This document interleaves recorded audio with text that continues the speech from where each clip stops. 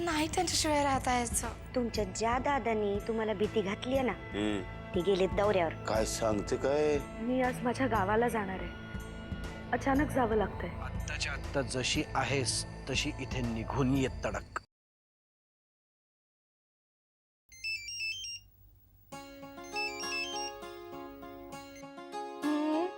तू माझा फोन का कट केलास? मग काय, तुम्ही काहीतरी बोलायला लागल्यानंतर मी फोन ठेवूनच जाणार ना. आता काही काय बोललो? तुला फक्त सांगितलं ताबडतोब निघ आणि इथे ये. येते, पण कशी येऊ? उडत? हा म्हणजे आता इथे यायचं असेल तर तुला हवेतून उडतच यावं लागेल ना.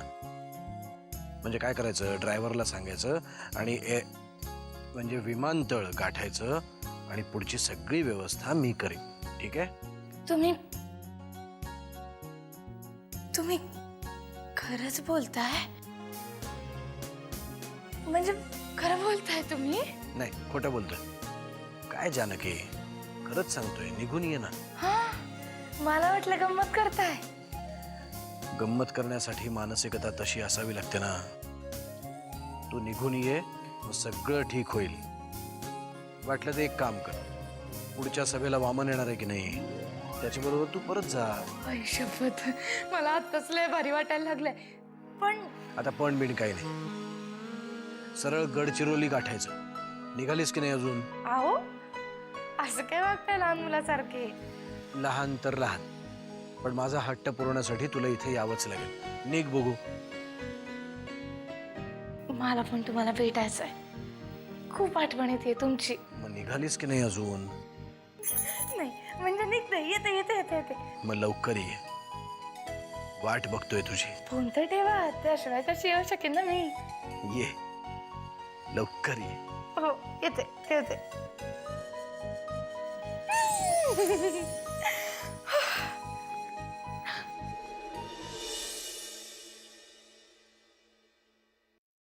या आत्याजी. नाही, काही नाही. अगं असं काय करतेस? काय होतंय का तुला?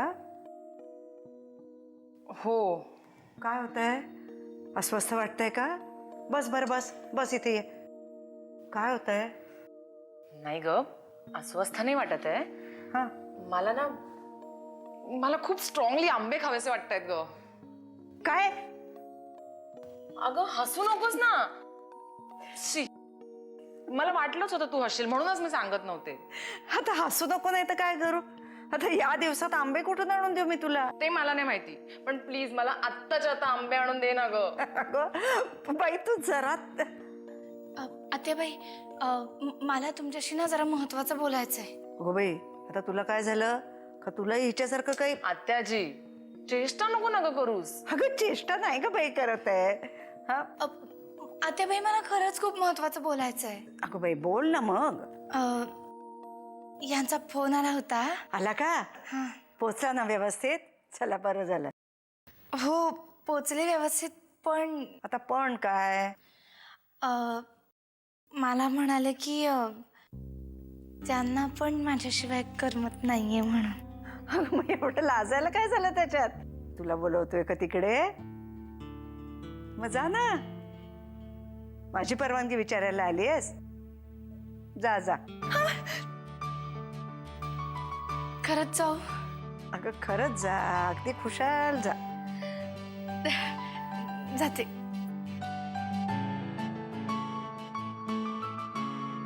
आत्याजी, एक विचारू? हा? जानकी आणि बाबांमध्ये सध्या जे काही चाललंय ना, त्यावरून तुला असं नाही वाटत की लवकरच जानकी सुद्धा?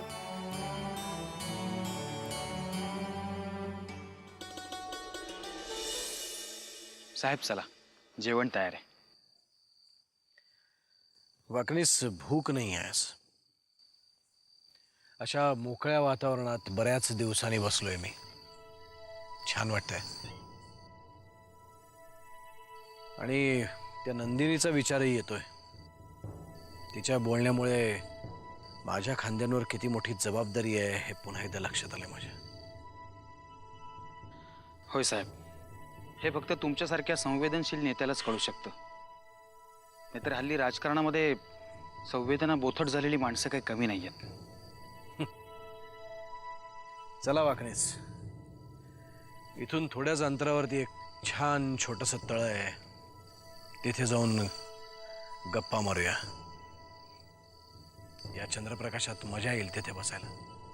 साहेब, अशा प्रकारे बाहेर पडणं आपल्या वेळापत्रकात बसत नाहीये आणि सुरक्षेच्या दृष्टीने वाकणीस, हवं तर एखादा गार्ड घ्या बरोबर. आज मनमोकळ्या गप्पा मारण्याची इच्छा झाली आहे मला. साहेब, असं असेल तर माझं भाग्यच म्हणायचं. चला वाकणीस, एखादाच गार्ड बरोबर घ्या. जास्त कोणाला काही कळवू सुद्धा नका. चला. रायकर चला.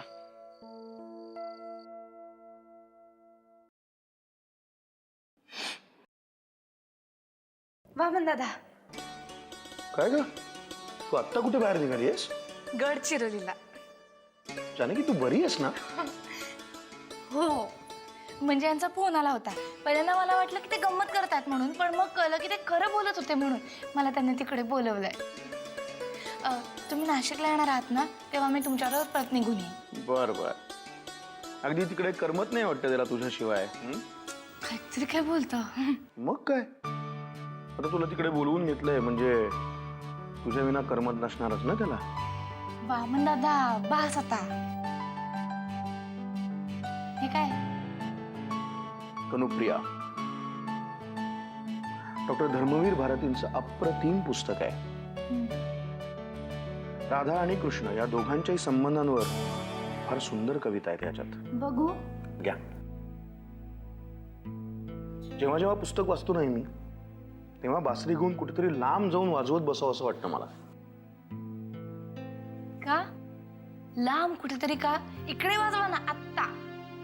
वाजवायला हरकत नाही ग, पण घरात मला कोणी बासरी वाजव असा आग्रहच करत नाही ना. मी आग्रहच करते ना, वाजवा ना. मी आहे ऐकायला, मी ऐकते. वाजू? बा, वाजवतो. नक्की ना? घाबरायचं नाही. हा,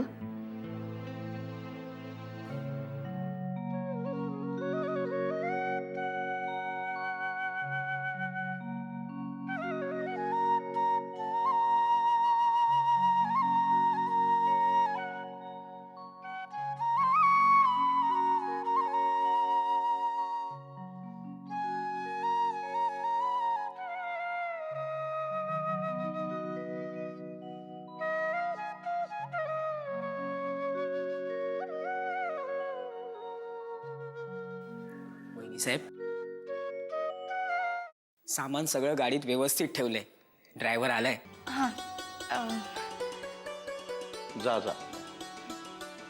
आणि हो, तिकडे गेल्यानंतर दादाला सांग, म्हणा दौरा कशासाठी काढलायस एवढं विसरू नकोस. वामन दादा, हे घ्या पुस.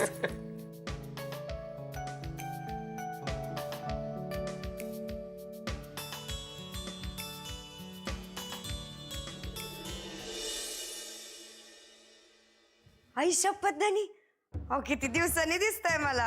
काय करून काय नको असं झालंय बघा. मला तर असं वाटतंय ना की तुला काय वाटतं ते महत्वाचं नाही.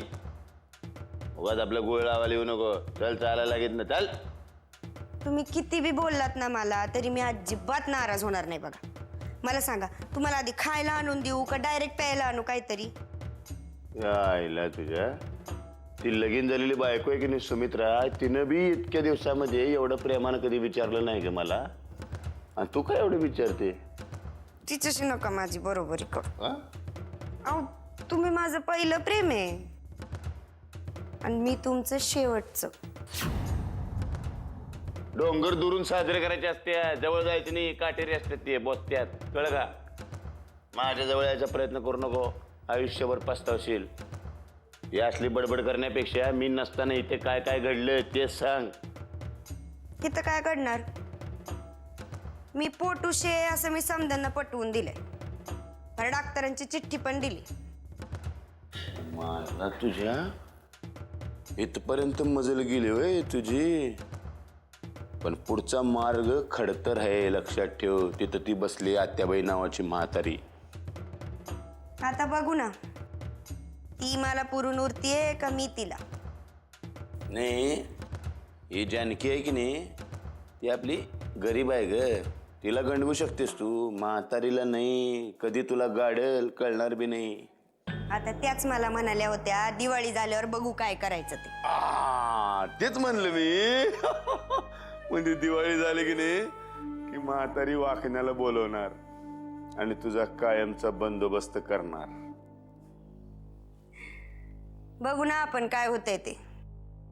नाही कसं आहे, आबरूची फिकर तुम्हा किल्लेदारांना नाही. या घरातल्या सगळ्यांना माझ्या तालावर नाचवलं ना, नावाची सुगंध नाही.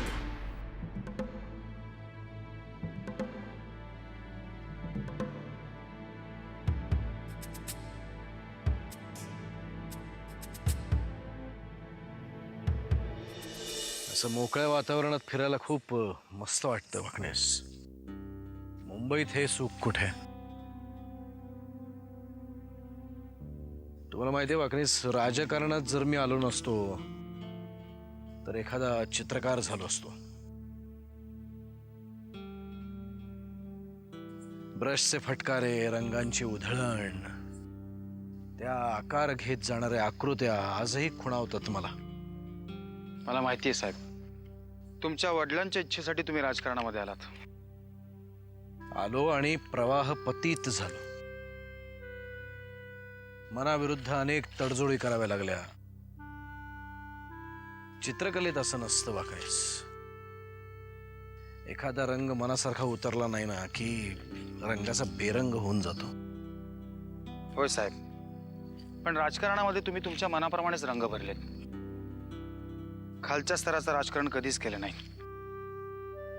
पण तरीही कधी कधी चुका केल्याच ना. तुमच्यासारख्या माणसाशी वाईट वागलो, तुमच्या मनाला लागेल असं बोललो. साहेब, मी तुमचा सेवक आहे. तुम्ही जर माझं बोट धरलं नसतं तर आज कुठे असतो मी. वाकणीस कशी वृत्ती असते बघा. पण आज मनमोकळेपणाने सांगतो, जर माझ्या हातून अशी कधी चूक झाली असेल तर मला माफ करा. साहेब, हे सगळे विषय आजच का?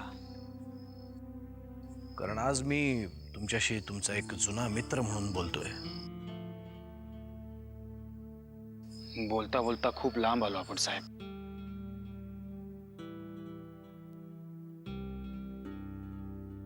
साहेब, रायकर दिसत नाहीये साहेब. साहेब, मी आलोच. रायकर कुठे आहात? रायकर, रायकर,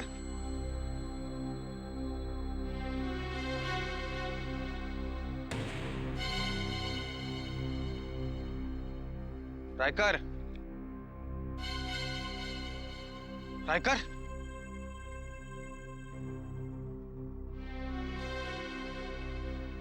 रायकर.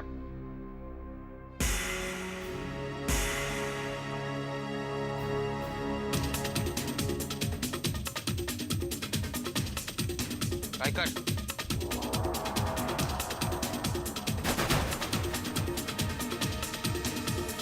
साहेब, साहेब, साहेब, साहेब.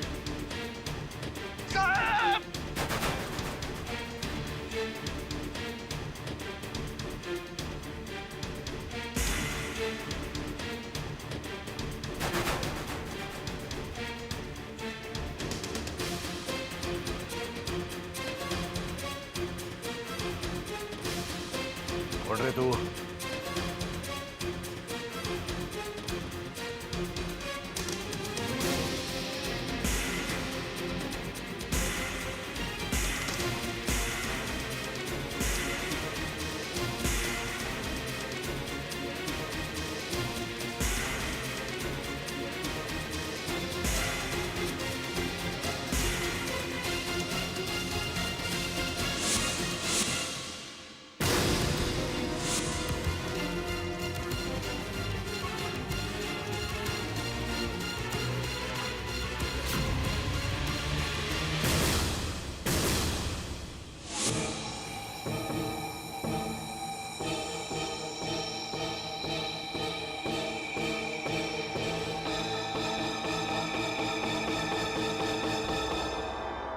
आत्या तुला काय वाटतं, मला काय वाटतं, यापेक्षाही त्या मुलीच्या हिताचा विचार केला तर तिचं अबॉर्शन करायला हवंय. अरे काय बोलतोयस तू? दुसरा काहीच पर्याय नाहीये का? काय पर्याय? हिचंही लग्न लावून द्यायचं आपल्या परशुशी. सुमित्राच्या वेळेला काय झालं, तिच्या आयुष्याचं काय झालं बघतोय आपण, वाटोळच ना. ठीक आहे, तुझ्या बुद्धीला पटेल तो निर्णय तू घे, कारण मी आता काही विचारच करू शकत नाहीये. काही निर्णय घ्यायला लागले की असं वाटतं की नाही, यातनं काहीतरी भलतंच होणार आहे. आता मला सांग, सुमित्राच्या आयुष्याचं वाटोळं व्हावं असं मला कधीतरी वाटलं असेल का रे? नाही ग आत्या, तसं. आत्या, त्यावेळेला सुमित्राशी लग्न लावून दिलं तर आपला हा परशू सुधारेल असंच वाटत असणार तुला, मान्य आहे ना? अरे प्रत्येक वाया गेलेल्या मुलाच्या आई वडिलांना आशा असते, पण या आशेपायी एका निष्पाप मुलीच्या जीवाचं वाटोळं होत. जसं आपण सुमित्राच्या आयुष्याचं केलं. तू आता नसते विचार करू नकोस. झालं ते झालं. पण ह्या सुगंधाचं काय, वय काय तिचं अजून? हे बघ, जे बाळ अजून जन्माला यायचंय त्याच्याबद्दल विचार करून आत्ता आपल्या समोर जो काही प्रश्न आहे ना, त्याच्याकडे आपण दुर्लक्ष करू शकत नाही. वामन, अमृताच्या बाबतीत नरसिंहाने हा निर्णय घेतला तेव्हा तो आपल्याला अजिबात पटला नव्हता. पण परिस्थिती बघ ना, पुन्हा आपल्याला तिथेच घेऊन आली. अगं कसले भलभलते विचार करतेस आत्या? नको असे विचार करूस. आणि अमृताच्या वेळची गोष्ट वेगळी होती. अमृताचं आर्यनचं लग्न झालं होतं. ते परशुनी जवळजवळ तिच्यावर बलात् बोलायची सुद्धा लाज वाटते आत्या, लाज. पण तिला सांगायचं कोणी? म्हणजे तुम्ही कोणी बोलणार नसाल, मी बोलीन. हे जे काही चाललंय हे त्या मुलीसाठी चाललंय, तिच्या भल्यासाठी चाललंय, एवढंच तिला पटवून द्यायचं आहे. मी बोलीन.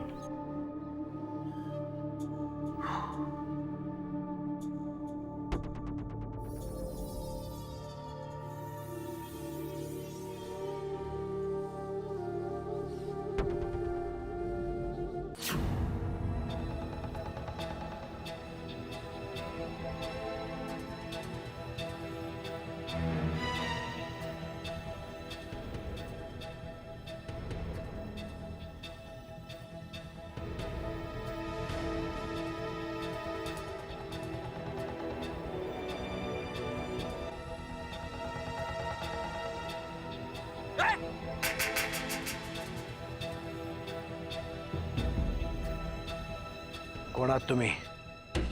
आणि तुम्ही कोणाला पकडले याची कल्पना आहे का तुम्हाला? कल्पना आहे म्हणूनच पकडलाय तुला.